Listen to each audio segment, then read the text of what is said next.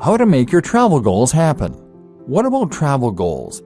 What if your goal is to see the world? Again, we apply our steps, which means we look at the kind of travel that we want to accomplish, then work out a way to make it happen that is feasible considering our specific circumstances.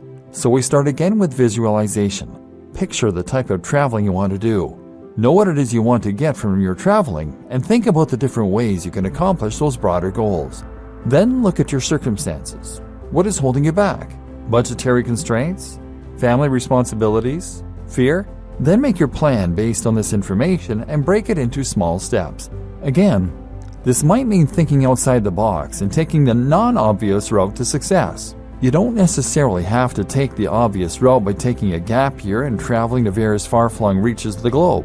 Perhaps you don't have the time or budget for that and would get just as much from traveling more locally.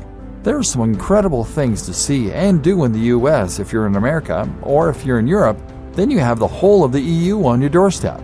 This can present just as much adventure and variety, and even if it's not exactly what you initially thought, it's still going to scratch that itch and that need for exploration and discovery. Or how about just going for shorter time? You can have a truly life-changing experience in just 3 or even 2 months, and you're much more likely to get a sabbatical lasting that long and be able to save the money. You can even change your strategy entirely and try taking lots of very small trips throughout the year. This might also be something that is easier to convince a partner of versus going traveling for months at a time.